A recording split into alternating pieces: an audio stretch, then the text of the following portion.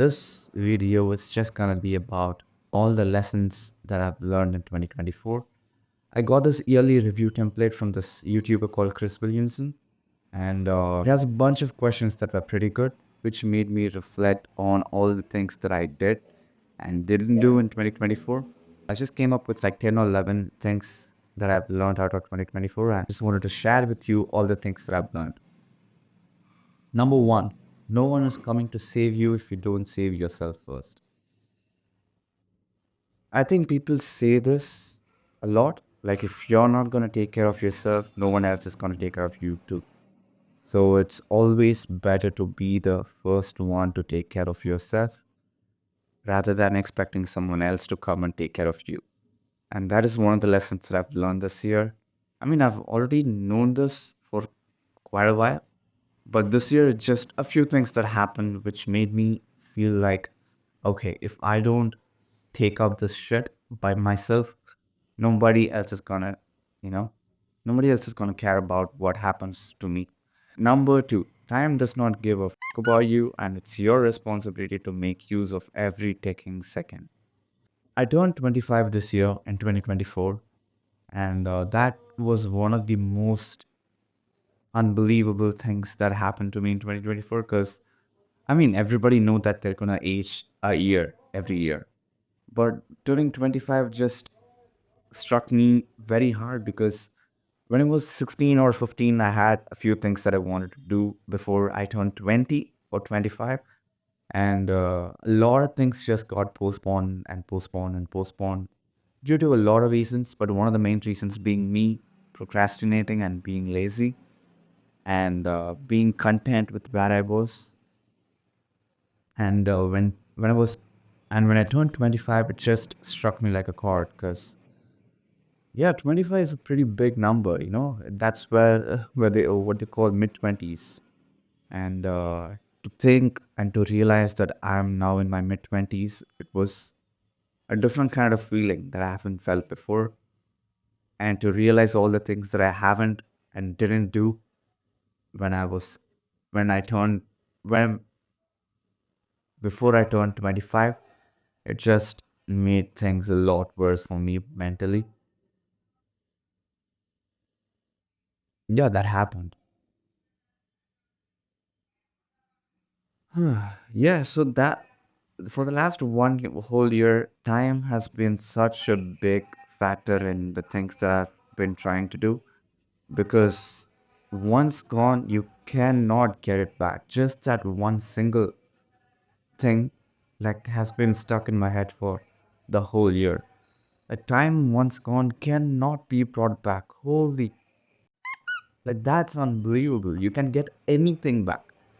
I mean, not obviously lives, but you know, like, you cannot get time back. You can get the money back. You can get new friends, new relationships, new all every single thing that you have.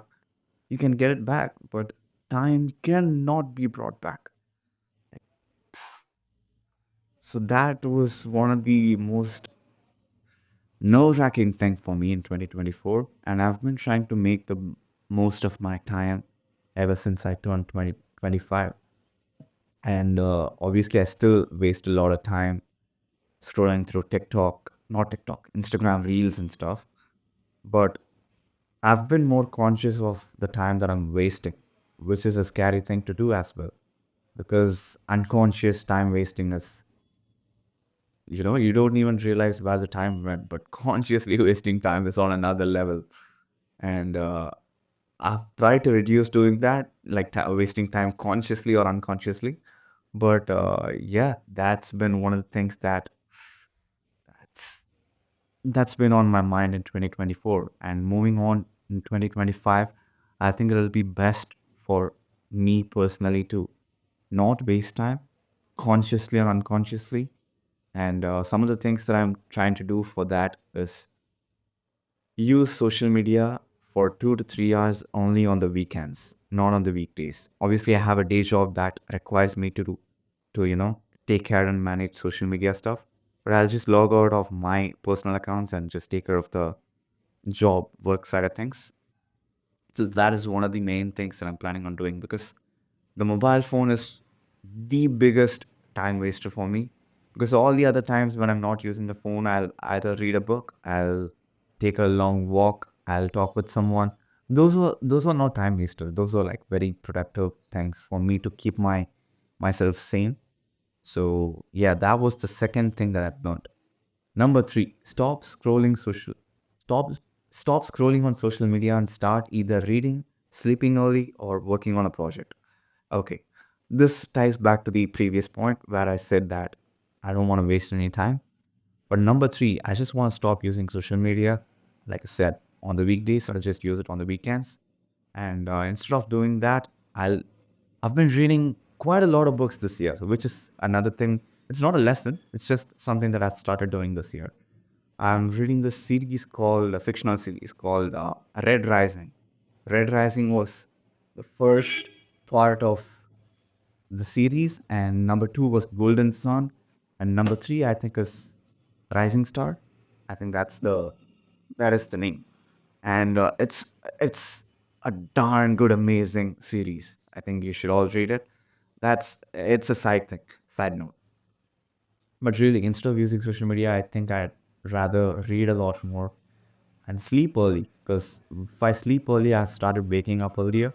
And that's a really good thing because it gives me more time to work out, to think about projects and drawing and all the other stuff.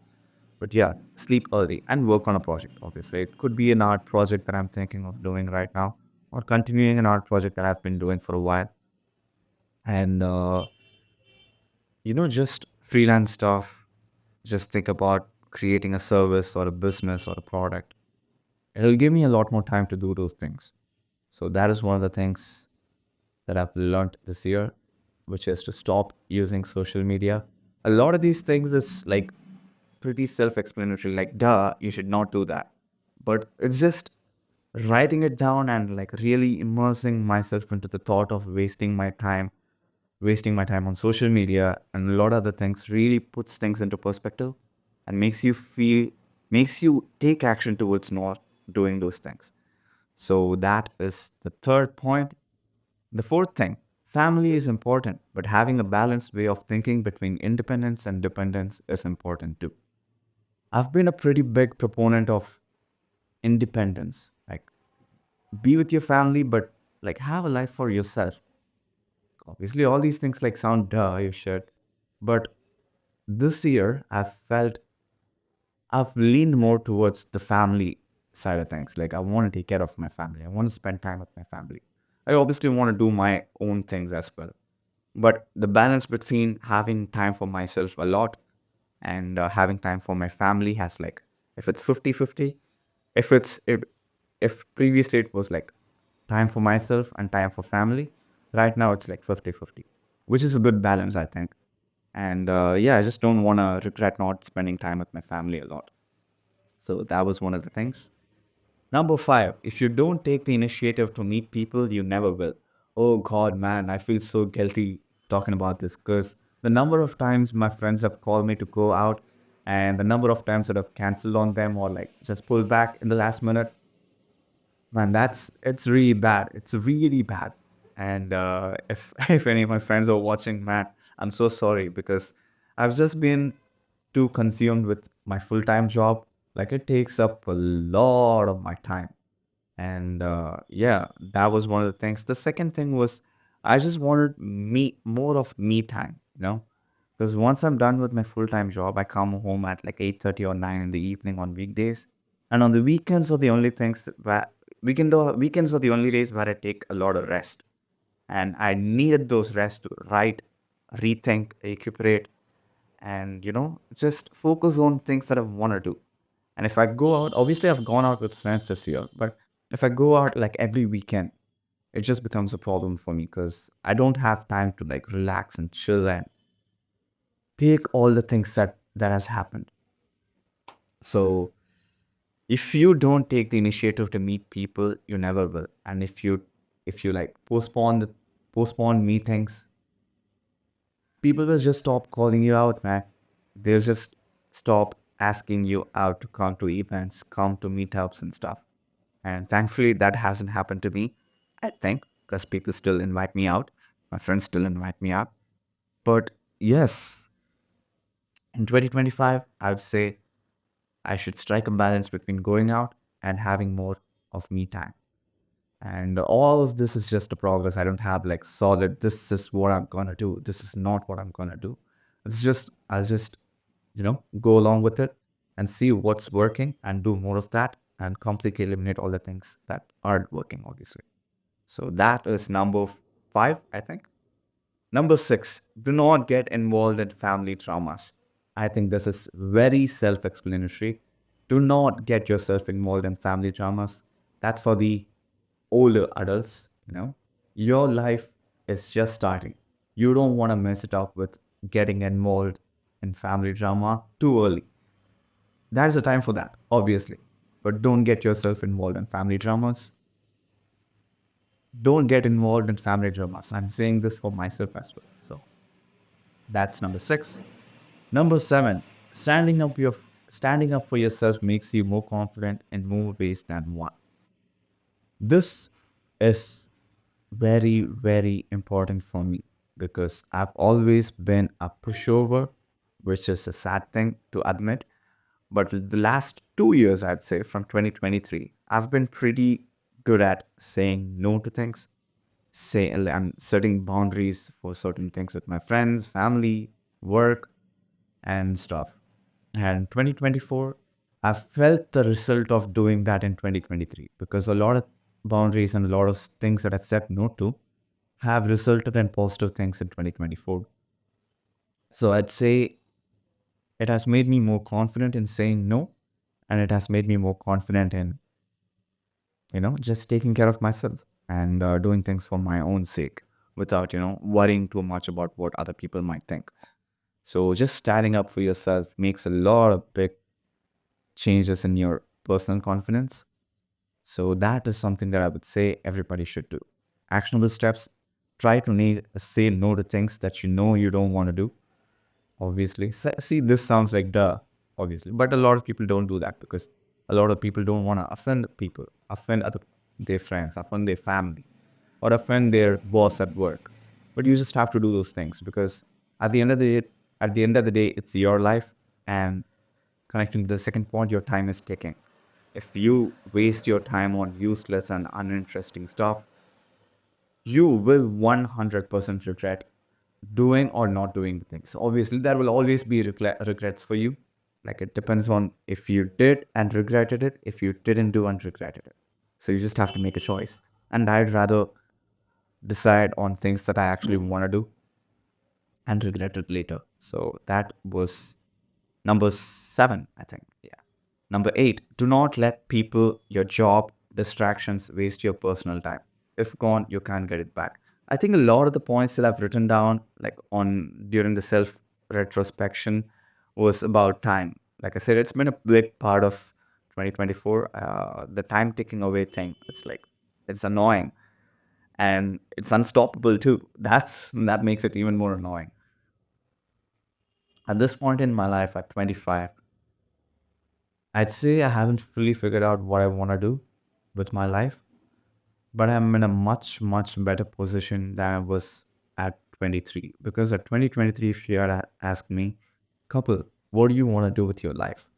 I'd be like, I have no idea because I was clueless. I had no set goal. I felt very jealous or very envious looking at my friends who had plans for their life. Like a friend of mine wanted to be a musician. Another friend of mine wanted to be like a portfolio and investment manager and stuff. And I felt so left behind. It like threw me off a lot in like 2 or 3 years ago. And I was so focused on finding out what I wanted to do with my life that it became an addiction, and not in a good way too. Just made me feel more depressed on a lot of days. Like, goddamn, everybody has something to do, something that they want to do with their life. And I'm just here sitting, like, writing newsletters and drawing. What else am I supposed to do with my life? What else am I going to do with my life? And the last 1 to 2 years, I've been more focused on improving skills rather than focusing on lifelong commitments. Like, this is what I'm going to do for the next 40 years, 50 years. I've stopped doing that. Instead, I've started taking goals a decade at a time, like, because I've seen and I've studied a lot of people getting really, really good at what they're doing in a decade's time. And that's a long time. And can be that working out. If you've been working out for 10 years, man, the body that you would have is insane, right? I feel regret for not starting working out at 15. So at 25, I started working out again. So I just want to have a damn good body at 35. Like, people should be mind blown at reunions and stuff. Like, there's this couple of, and man, look at your abs, look at your traps and shoulders, and all these little things. Those are like insignificant, but still, it makes you feel good though, a lot of times. And similarly to that, my passions and my goals, I've started taking them a decade at a time.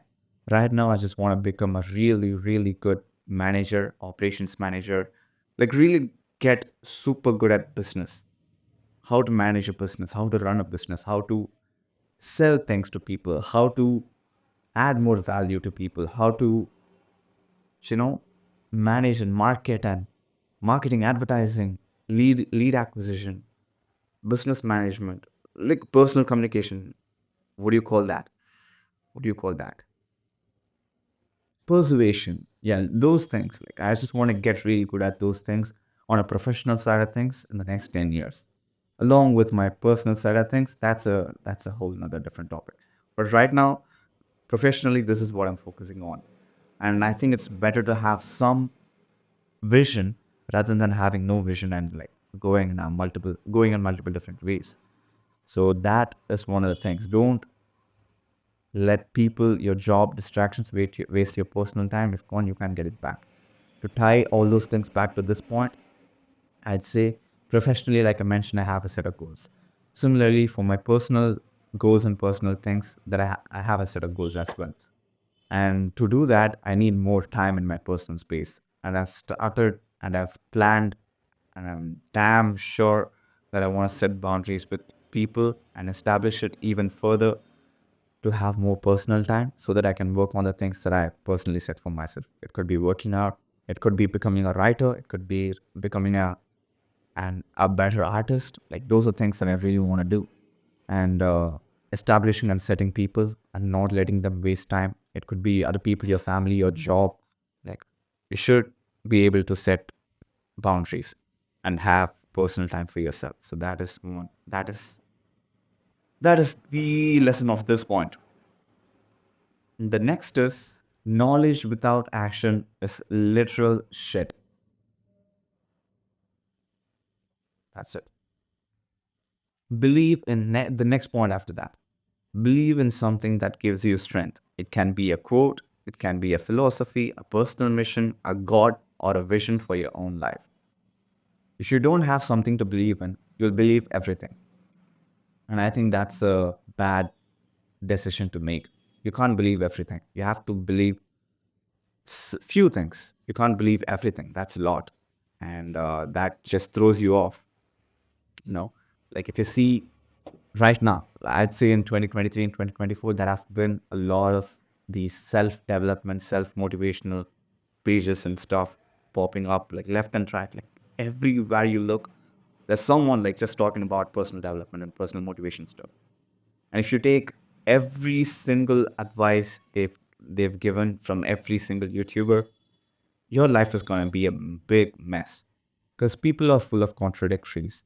Some things might work for some people and some things might not work for others.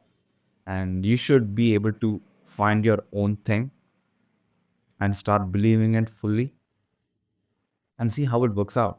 Because once you start believing, say, for example, I have this quote that I heard from one of Chris Williamson and Alex Hormozy's podcast, where they say, if something feels really hard, Alex Hormozy, for example, says this to himself: this is what hard feels like, and this is where most people stop.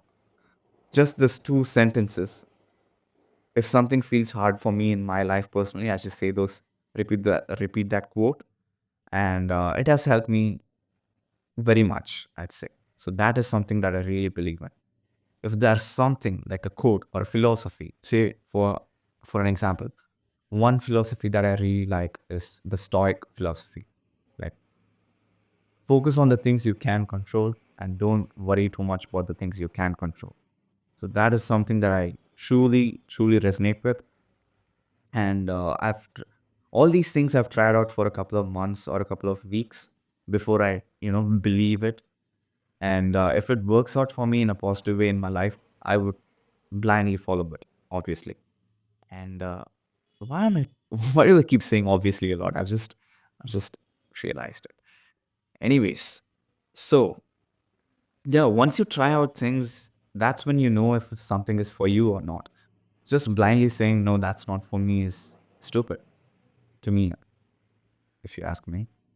And I'd say you should just try things out and see if it works for you before you say no to it. Yeah, yeah, I think that's it. So yeah, believe in something that gives you strength.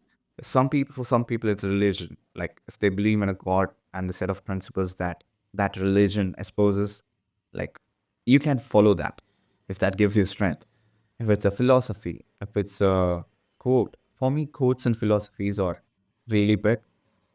And if I find a quote, if I find a philosophy that I can somewhat resonate with, I'll just try to incorporate it into my life and see if that works out well for me. If it doesn't, like just move and put it to the trash. So that is number, I don't even know what number that is.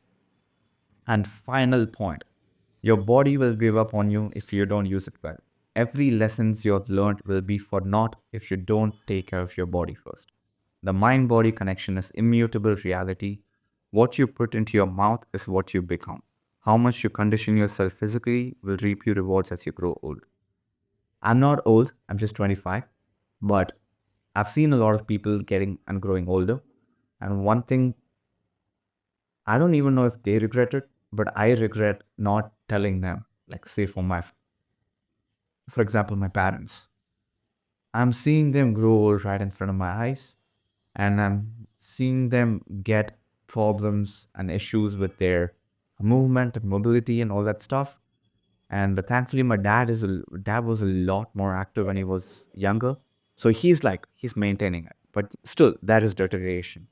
And my mom is like so. I just want to make sure that people take care of their bodies because just like how you only have limited number of seconds, limited number of hours in your entire life, and once gone, you can't get it back. If you don't take care of your body in that time, the time would have passed away. There are studies saying that even if you start working out at 50 or 60 or 70, there will be positive results. But why wait till 50 to start working out? Just start working out now, you know? And if you don't take care of your body, man, I've st- I have started getting, backaches here and there. I think it's because me riding a bike for long hours. But at the same time, that shouldn't have happened. Wouldn't have happened if I had taken care of my body a lot more by working out at least 3 to 4 times a week. And I'm not saying just lift weights and stuff. Like strength training is very, very important. But at the same time, try to walk a lot, try to eat right, try to sleep right. And these are things like very simple things that you can do to improve your day and your mood. Like mood plays a very big role in what you do in a day, and that is another thing that I haven't listed down here. And it mood shouldn't be that much. You should focus more on being more disciplined and doing the things that you said you would do. But still, you should take care of your body and respect it. If you put whatever you can into your mouth and say and regret it later, at the end of the day, it's your fault. So why do something you know to be bad and regret it later? Just don't do it. Just just don't do it. Like just do it. I, I mean, just man, some things that I'm gonna remind myself for 2025. Work out at least 2 to 3 times a day, like strength training. Like lift heavy weights at least 2 to 3 times a day. Walk or sprint for at least 2 to 3 times a day, or just go for a jog in the morning. Sleep before 10 to 10:30. Wake up hopefully without an alarm, but till you don't wake up with an alarm, couple, just wake up at 6 to 6:30. And fourth thing, eat out once to twice every month. Not more than that. Nothing that relates to sugar, like processed sugar, should be in my vicinity for other than the 2 days that I'm going to eat out. What else? What else? What else can I say? I'd say just these four things, man. And sleep right. Sleep right. Sleeping right is another thing. Strength training, cardiovascular training, not eating out a lot, sleeping right. Yeah, just four things, I guess. Yeah, just these four things. I'd say if I do these four things for 2025, my body would be a lot better by the end of 2025. So those are all the things that I've written down, all the lessons that I've learned in 2024, and the things that I'm planning on doing in 2025. And yeah, I see you should check out Chris Williamson's yearly review thing. I mean, it's already the new year. I would say just do it this weekend if you have the time, or if you have a holiday today, just pick up a notebook or a laptop or your mobile phone, take the notes app, and just copy paste all the questions that he has written down for himself, and write on all the answers that you think is relevant for yourself. So it was really helpful because just to give you some of the examples for the questions that he has in the review, or how has this year gone? What went well? What went badly? Why? What lessons did I learn? What habit or system account for most of my success? What are the most valuable ways I spend my time? How can I find more time for this? What brought me the most happiness? Like, you see, these are things that makes you reflect on the year. And he also has things that you can write to look forward to the next year. And it's just nice questionnaire that you should ask yourself. And yeah, I'd say that's it. With that, wishing you a very, very, very amazing 2025. And I have no idea what plans I have for this channel, because sometimes I feel like I can be myself in front of the camera, and a lot of times I feel like I should maintain an act, like being calm, being composed, being like how I am right now. This is not how I usually am when I talk. I just not when I talk. This is not how I am when I talk with my friends. Like, I'm more expressive, at least with my very close friends. I'm like, dude, you should do this. Dude, come on, you should not do that. You should see that it seems fake right now. I don't know. I just want to be more of myself in front of the camera, and that is one of the goals that I have for 2025. I'm not gonna explain my goals. I'll just do it, and you can see it. That's it. Wishing you a very happy 2025. Go out and do stuff. Don't waste time. Stop scrolling social media. Eat right, sleep right, take care of your family, but at the same time also having to connect time for yourself. Make plans with friends, because yeah, just make plans with your friends. And at the same time, never, never, ever let go of your goals and dreams. Work on them every single day, because in the long term, that's what is important, I would say, because that makes you feel satisfied with your life. So I said that's it. I'll see you guys in another video sometime in the future. I don't know if you can call this a podcast or a video, but just whatever you can do with it. Bye.